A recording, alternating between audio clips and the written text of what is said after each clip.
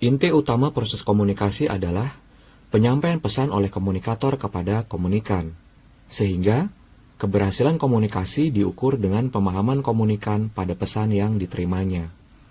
Hal tersebut dapat diketahui oleh komunikator terhadap bagaimana komunikan mengalami perubahan pendapat, sikap, dan tindakan atas pesan yang dia terima sebelumnya. Apabila membicarakan tentang jenis-jenis pesan, secara garis besar pesan komunikasi dapat dibedakan menjadi dua kategori, yaitu komunikasi verbal dan non-verbal. Pesan verbal merupakan komunikasi yang berupa bahasa, baik yang diungkapkan melalui kata-kata maupun yang dituangkan dalam bentuk rangkaian kalimat tulisan.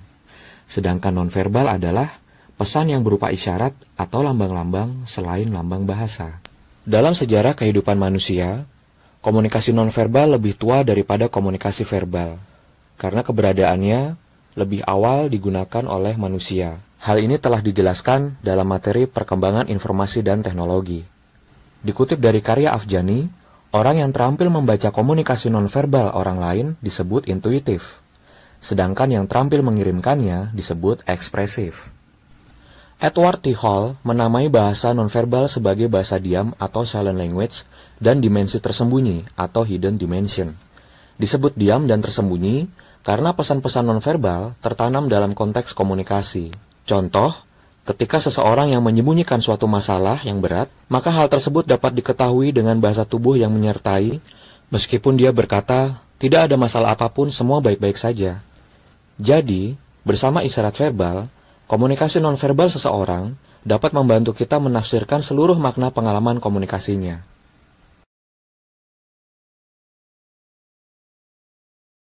Komunikasi verbal adalah komunikasi dengan menggunakan kata-kata lisan atau yang digunakan secara tertulis. Menurut Harjana, kata merupakan unit lambang terkecil dalam bahasa yang mewakili sesuatu hal, baik orang, barang, kejadian, atau keadaan. Dan sebetulnya, makna suatu kata tidak ada pada kata itu sendiri, melainkan pada pikiran orang. Pikiran orang dapat berbeda-beda dikarenakan adanya perbedaan budaya, pendidikan, maupun pengalamannya.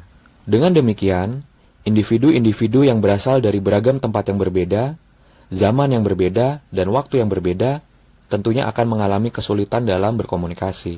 Jadi, hubungan antara lambang dalam hal ini sebuah kata, dan juga maknanya amatlah bersifat asal-asalan atau arbitrary.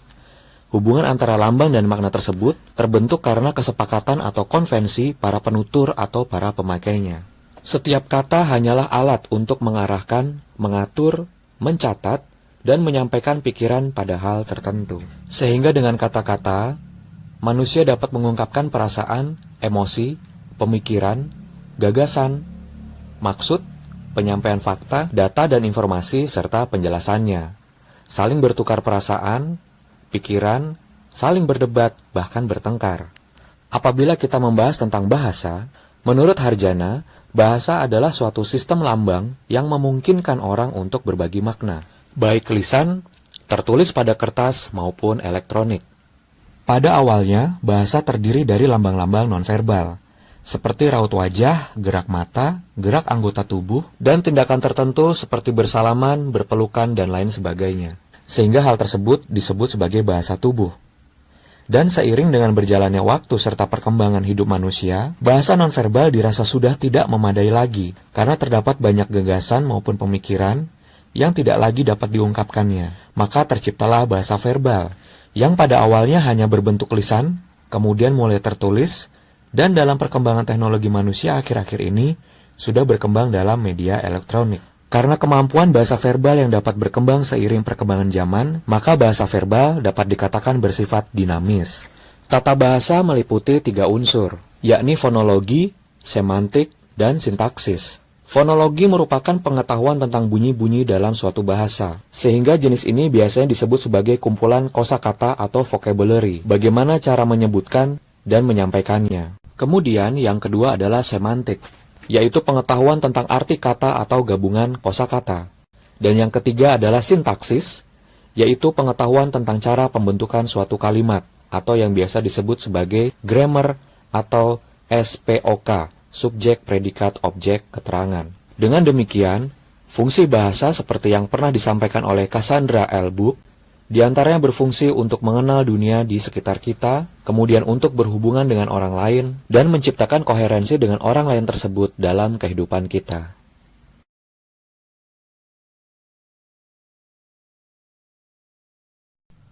Komunikasi nonverbal pada dasarnya merupakan interaksi antara pengirim dan penerima pesan tanpa menggunakan kata-kata, dan seringkali mereka tidak menyadari hal tersebut. Artinya bahwa, pada saat satu sama lain sedang menyampaikan komunikasi verbal, sesungguhnya bersamaan dengan hal tersebut, mereka juga menyampaikan pesan nonverbal yang tanpa disadarinya. Seperti gerakan tangan, membungkukkan tubuh, senyuman, gerakan mata, atau juga gerakan kening.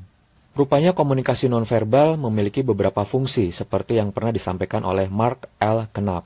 Yang pertama adalah substitusi, yaitu menggantikan lambang-lambang verbal. Misalnya, tanpa sepatah kata apapun, kita menunjukkan persetujuan dengan mengangguk-anggukan kepala. Fungsi yang kedua adalah komplement, yaitu melengkapi dan memperkaya makna pesan verbal.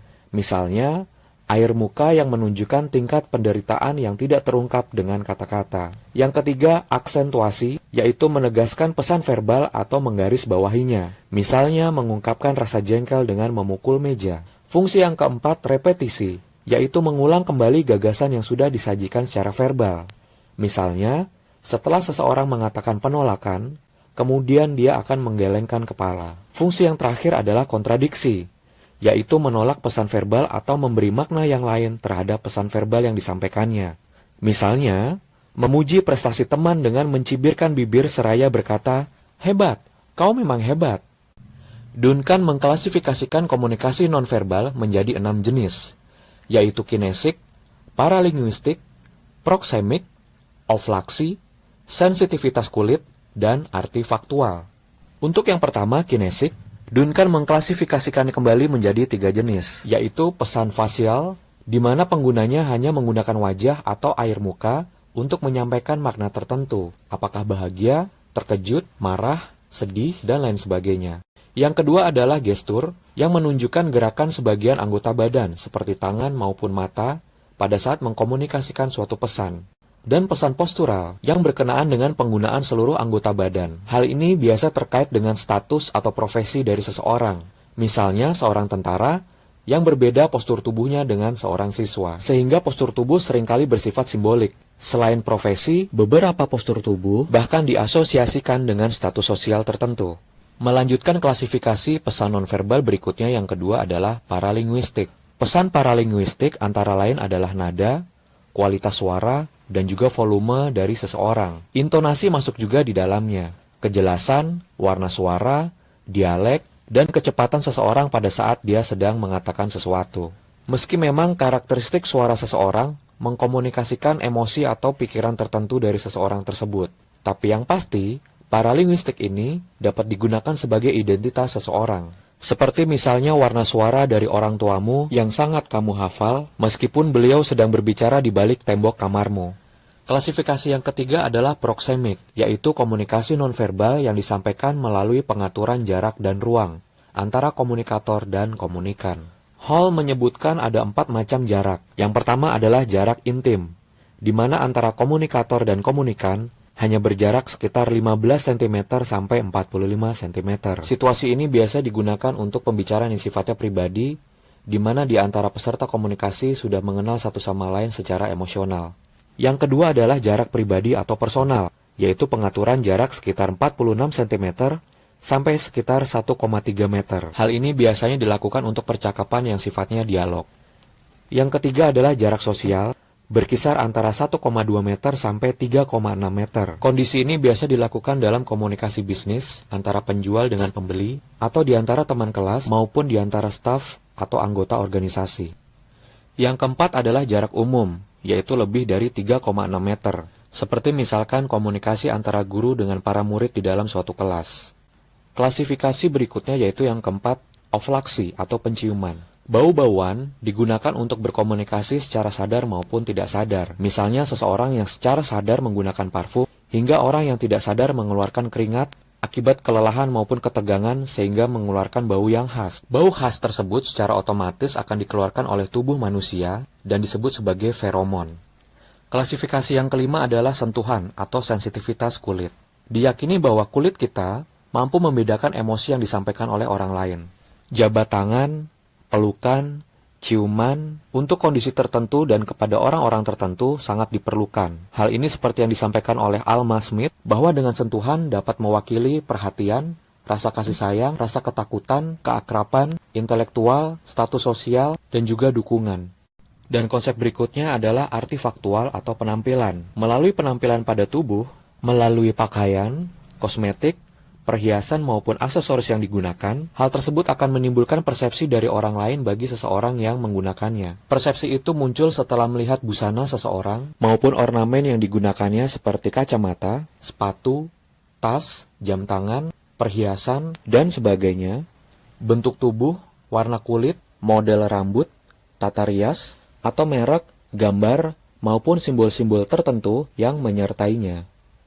Selain konsep yang disampaikan oleh Duncan, Hall juga menambahkan bahwa konsep waktu juga dapat mewakili nonverbal seseorang. Bagaimana seseorang datang tepat waktu maupun sebaliknya, maka akan dipersepsikan oleh orang lain.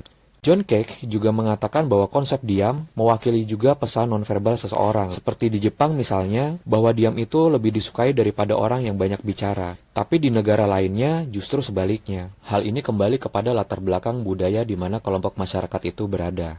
Konsep warna juga menjadi salah satu pesan nonverbal. Artinya bahwa pilihan warna yang digunakan seseorang ternyata dapat menunjukkan suasana emosional, cita rasa, afiliasi, bahkan juga pilihan politik. Penggunaan maupun pilihan warna-warna tersebut kemudian akan dipersepsikan oleh orang lain. Terima kasih sudah menonton channel ini. Sampai jumpa di tayangan materi online selanjutnya. Wassalamualaikum warahmatullahi wabarakatuh.